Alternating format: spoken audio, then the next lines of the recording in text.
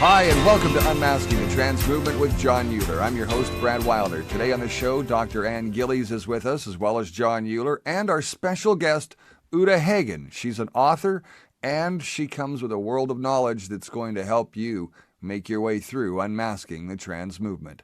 We'll be back with more on Ute's story right after these. In this age of gender confusion, it's difficult to find advice you can trust to help protect your child from those who would seek to unduly influence them, setting them up to be manipulated and exploited.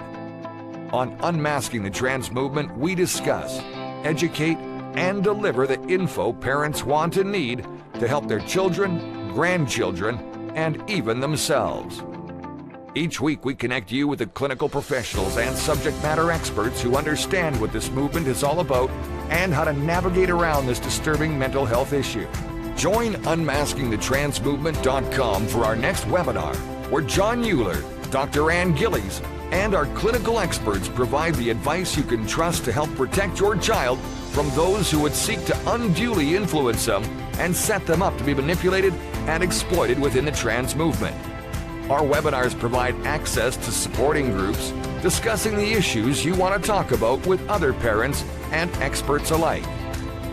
Learn to understand how the language has changed, stay up to date on this new lingo, and be able to have a rational, understanding conversation with your child who might be getting dragged into, sorry for the pun, this evil trans agenda.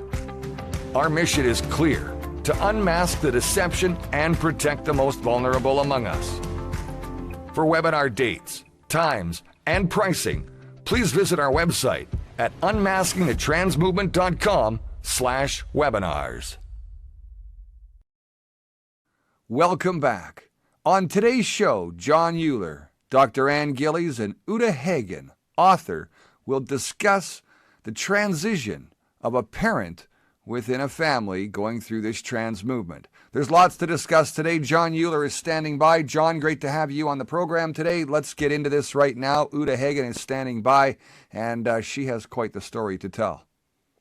Brad, thank you. And Ute is back. She is a return guest simply because her story is so compelling, as we often say, but hers is, and it is so in depth. She is what is called a trans widow, and she is going to continue her story. And I'm so glad that Dr. Ann Gillies is with us. And Ute, welcome back. And this is such a, the trans movement, or as I often call it, the trans deception, has so many facets to it that unless we unmask this whole thing, people will think it's just about rainbows and unicorns and things going on in schools. Yet this is far deeper. And I know you and your own family, you wrote a book about the impact of what happens when a husband and a father decides to get into pornography and become deviant, and then narcissism takes hold, and then sociopathy, and sometimes white-collar psychopathy. But the impact is deep, and it is profound, and it is long-lasting. And so I am so appreciative that you're here to be able to introduce Ute. Yes, thanks, John. Thanks, Brad. Ute, it's good to see you again. We do have a lot of things in common. I mean, there's different aspects for sure, because for my situation was certainly a little different than yours. But just thinking about all of that and how we are seeing the explosion within the cross-sex identifying group that's happening, continuing to explode. And now we're seeing some really very disturbing trends that I think we may talk about later, but we want to focus on what happens for the children when a parent decides that they need to cross-sex identify. And I'm using that term because I think we need to be more specific than just this transgender rhetoric, because it doesn't really describe what the individuals are trying to accomplish. And they're trying to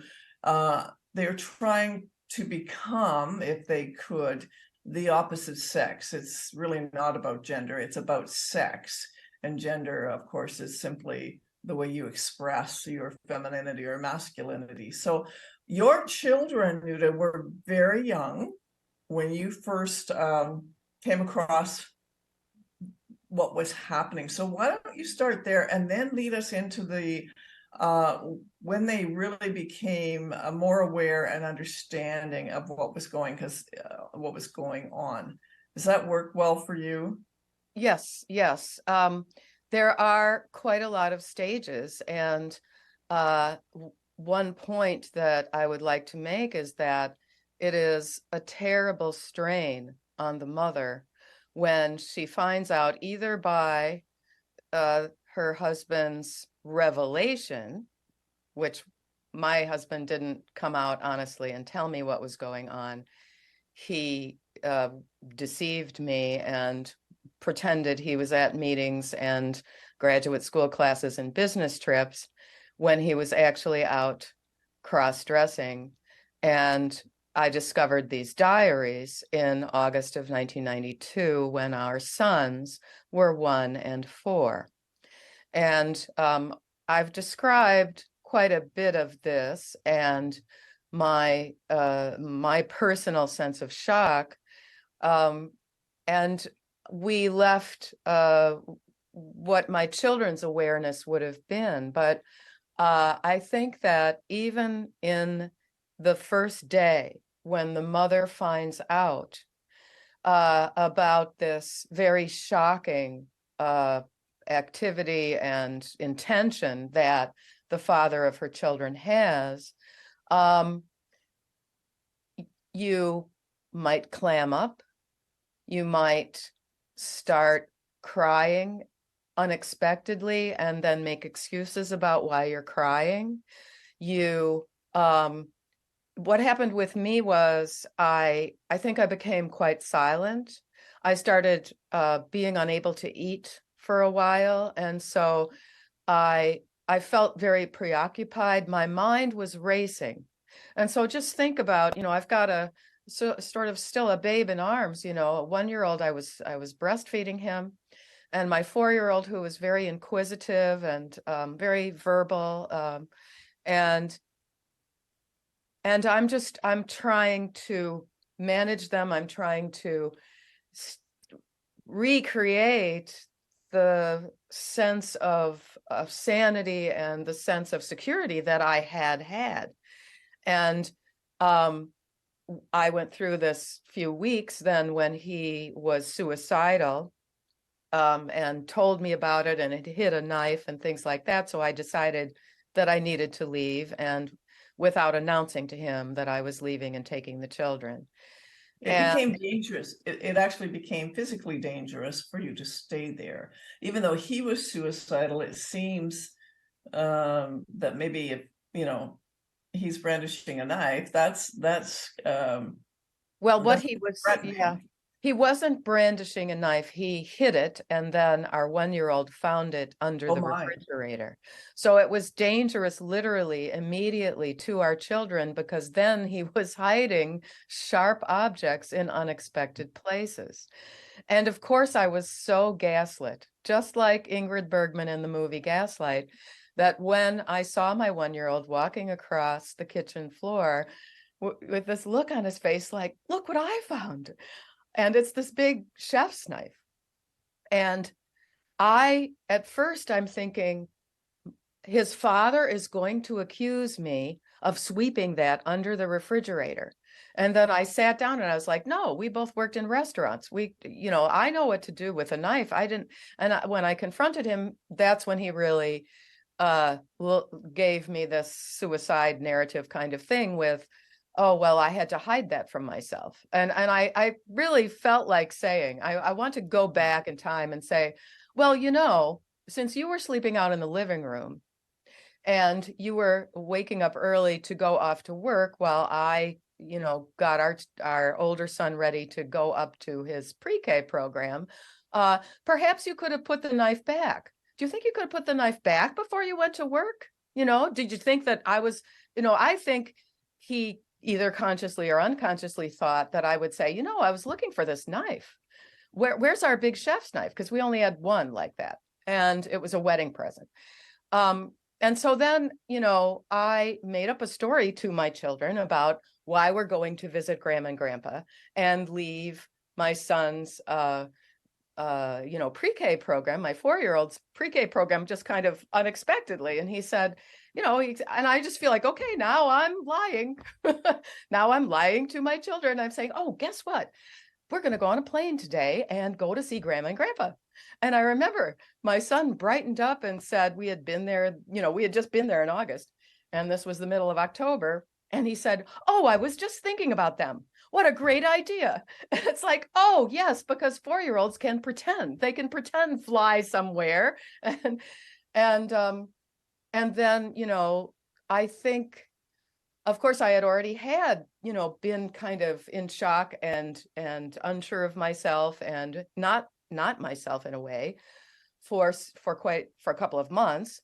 And I remember them falling asleep on the plane because I just, we took a cab to Newark and I called him from a payphone, no cell phones and that kind of thing at that time. And I just said, I have to leave because what you're saying is too dangerous. We can't be there. I mean, subsequently, I took teacher training, and I know that you absolutely cannot have a suicidal parent in the home with children. And that was part of my training, but I knew it intuitively.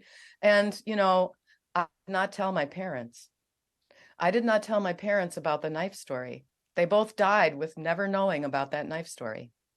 This is really interesting, Ute, because I think there are so many things from on my behalf too. There's things my mom to this day does not know, and it's a protective thing in my case, for my mom, because there's some things that are just too difficult at her age now, really, to have to process. Right. But there's this two sides. So when you think of your children, then as they got a little bit older, I think we need to keep moving ahead a bit and talk about more perhaps how they reacted to you telling them kind of what their father had decided. So this would probably be after you'd gone back, and then maybe you want to talk a little bit about just for a couple minutes about what it was like being back in the home, and then subsequently you must have left permanently at some point, or you must have told children what was happening. And that's hard, because I remember when I sat down and told my children, and then my eldest said, well, Mom, we already knew. Oh, we already knew. I think he was about 10, maybe a little older. And that was about the homosexual part. right. But there were other things that they didn't tell me at that point. So anyways, sorry, I just wanted to kind of. No, yes, I think your perspective is very important. And my children were kept in the dark until 1996. So that's only, 92 till 96, that's only 4 years. Yes. They Well, were very young. yes. And so I'm just going to go back because I feel that my children might have some kind of unconscious memories of me kind of falling apart. And so then he detransitioned, grew a beard, called me in November when my parents were away on what they call their fall color trip to northern Wisconsin. Must have been early November. And he said, why aren't you coming back? I've grown a beard and I've left this all behind, and you can't stay out there, and I'm their father. He said that. I'm their father, and you're preventing me from seeing my sons.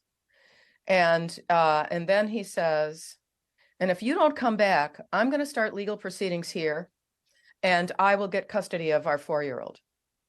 Wow.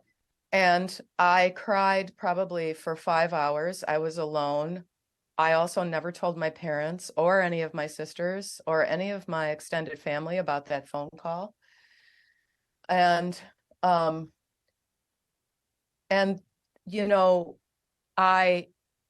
felt very much trapped. I felt like he will accuse me of these things.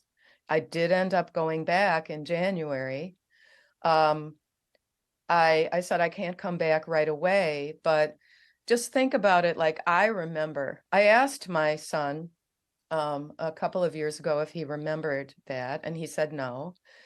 My younger son, who was 1 at that time, in adulthood has claimed that he really doesn't remember much from his childhood at all.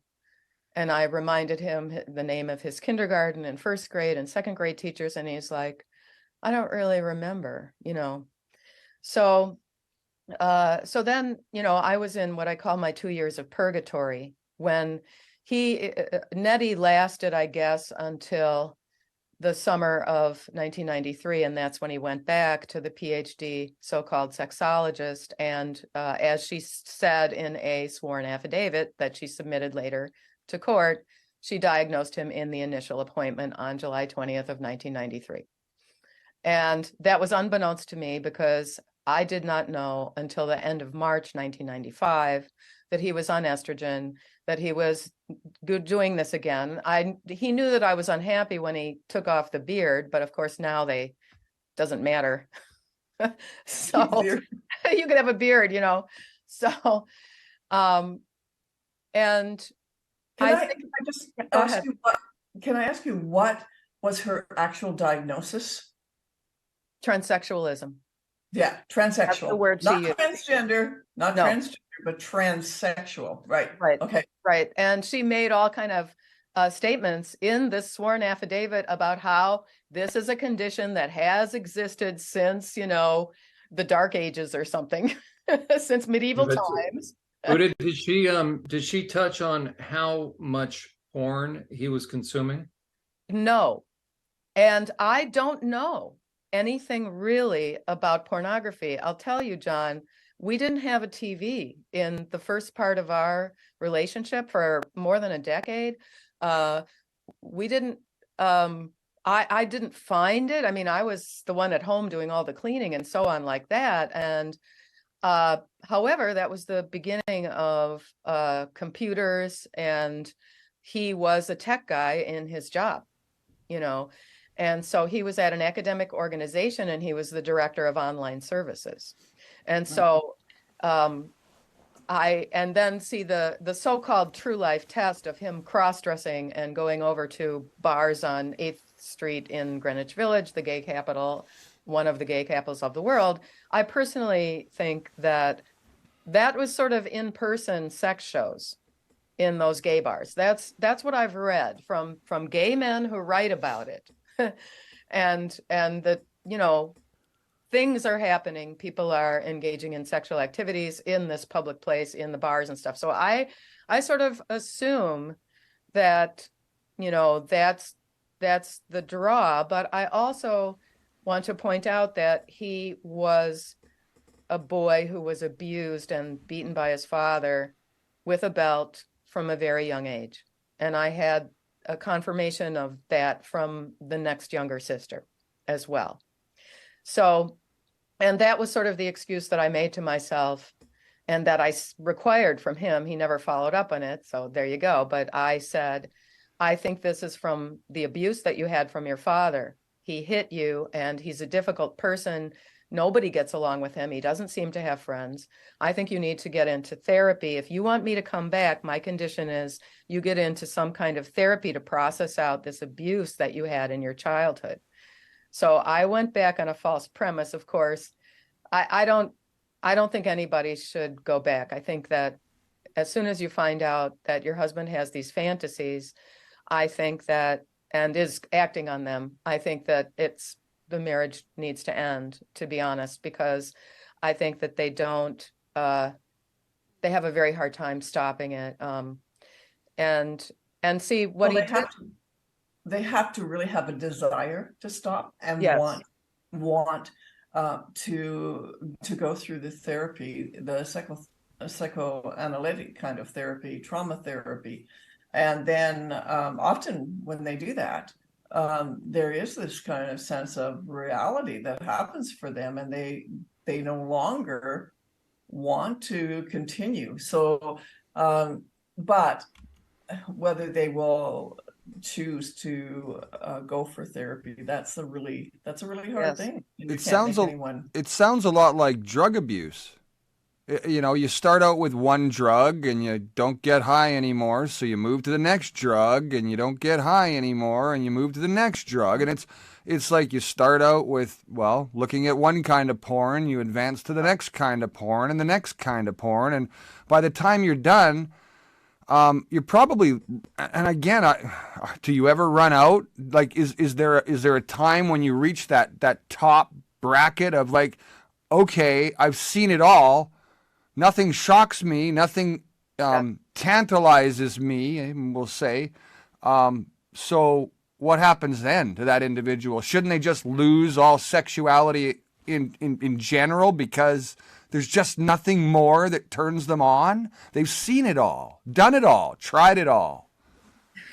Brad, I think that this is a pretty important point because I think that there are these dopamine hits. I think it is quite like ingesting drugs. That's really truly how I see it. And, there's an adrenaline rush that probably comes with this. You know, clinically with my work with guys for 14 years, so I can address this, which is, Brad, on the one hand, what I would say is there's no end.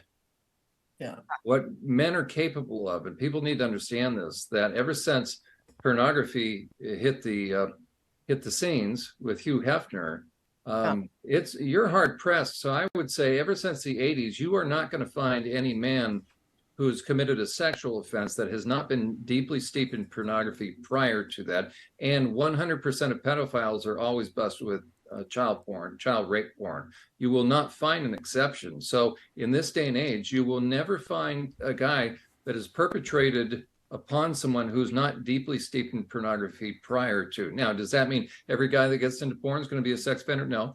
How many sex offenders were perping prior to arrest? Many, almost, well, all of them, for years without getting busted, many, many times. So for us to assume, and this is really important for the general public to understand, to assume that guys in sex offender treatment are a different population.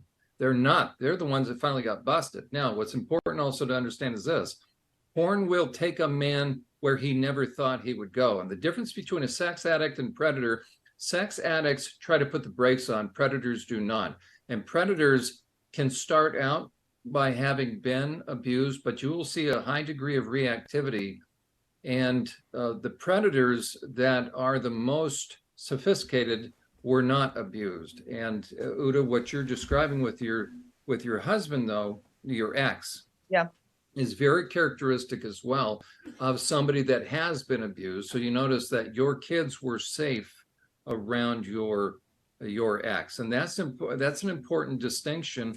But the stuff they can get into is unbelievable, including the bathhouses. And if people haven't seen what happens in that, you've got to really be super deviant by that time. And meaning you're getting so twisted that to think it's a reasonable thing to allow your body to be on the receiving end of all sorts of heinous stuff, it's just really sick. Well, it was also very irresponsible because when our youngest child was 6 months old, I got an almost fatal case of pneumonia. And I was one step away from the hospital and I started getting better. And so what is he doing? A year later, he's leaving me alone with the children 3 nights a week, pretending, I mean, he did get an MBA, but he was doing other things. I think maybe he had the classes all on one night and the other 2 nights he was going out doing the cross-dressing. I honestly don't know if he attended this program at New York University, you know, in drag. I just don't know. But I think, you know, having your mother be so preoccupied and fragile. I would say that I was preoccupied and fragile, but I was also just like I am now. I kept saying to myself, I'm very, very strong. I had converted to Judaism. I had memorized these prayers. I was chanting the Via Hafta myself, to try to get strength. Literally at that time, I was praying to God to help my husband just to remain the man that he is. And then I learned, when I discovered that's not his intention anymore in the spring of 1995, I learned what I need to pray for is strength. And I always do that. So, and I thank you, because you give me strength. I feel even a certain sense of calm that is improving since I started this with you. So, but what he did too was he started gaslighting the children about me in, not saying that he's mommy too or anything like that, but he started training them to say, if I dropped a dish or if I, did anything that you could criticize, he trained them to say, oh, silly mommy, look at that. That's classic narcissist. That's the gaslighting. And the thing is, I was walking on eggshells, and during that, what I call my 2 years of purgatory. And so I never confronted him on that. In fact, I remember one time when I confronted him, and I called him a jerk. And he had this reaction. I mean, he had just done something really lousy. And I wasn't shouting because the children were asleep, down the hall. And I said, you are just such a jerk. And he goes, what did you just call me? And it was like, and so it's actually a little bit embarrassing to me, but I'm getting over it for the sake of other women. It's a little bit embarrassing to me because I consider myself strong and liberated in a way, but I was abused. I was an abused woman. And if I don't admit what he said to me and what he did to me, then I can't help other women. So my children are experiencing that, right? And I think, see now, because I published my book and there was a nasty person who figured out my real name and went through methods to find them and contacted them. And now they don't talk to me. They're in there. This person contacted your children? Yes, my sons. What a vile thing to do. Yeah. And said, do you know that your mother has written this, disgusting book and she's not over her divorce? And are you aware? And it was, and my son replied, and his reply actually got put up on a social media platform. I think that person omitted his name at that point because they could have been sued. But my son said, my mother has ruined my life. So after I found out, and then she this and she that, and I forgive him. I publicly forgive him for saying that. I feel that he was manipulated by, a very sick individual. And I wrote to him and I said, thank you for calling me your mother. I appreciate that, because your younger brother has started calling me by my first name. So my younger son moved out to the West Coast. He doesn't live there anymore, but he moved out to Denver. And he decided that because he doesn't remember his childhood, he probably needs to go into some kind of therapy. Who does he choose out in the woke city of Denver? It's pretty clear to me that he chose a man who ideates a female persona who is a therapist, because that's the logic. I know my son, and I know that he would think, well, I have to understand this, and so I should go to this kind of therapist. So then suddenly I got like 2 letters from him that were what I call the 3 pages of anger. I buried them in my woods because I knew that I could really, this is now, I knew that I could torture myself reading his words again and again. And what he was indoctrinated with in this so-called therapy that he did just about 2 years ago now is he was indoctrinated with the idea that I'm the one who broke up our family and I should have tried harder. And he didn't know that I was getting pressured to do sex role play, which is, this is the thing, is where it all is this trans deception, like you say, John, because the therapists are trying to coerce the wives like me to engage in kink, whereby you are supposed to pretend to be some authoritarian male sex bondage something. And when I said, I am not going to do this, and this is not my definition of marriage, to the therapist, not to Nettie, to the therapist. It's like the therapists were taking him down this road. So she called me spunky and traditional. And I'm like many moments that I'm speaking of, it was like, okay, that's going to be burned into my brain. I will never forget those words. But I feel like, you know what? I'll take it. I'll take spunky and traditional. How about also responsible, hardworking, you know? Morals, values. Yes. Those are really good points. We have to kind of come to an end, as John says, for this section. But I just wanted to say to you, I mean, as another woman, understanding though as well the trauma that happens to children, even when they can't verbalize those things, right? And whatever else is happening that they begin to assimilate, that when they do start therapy, there certainly can be a lot of rage at both parents, and often the blame is shifted. I've seen that happen. I've seen that happen in my own family. But I think for you, just to encourage you, you know, just to stay,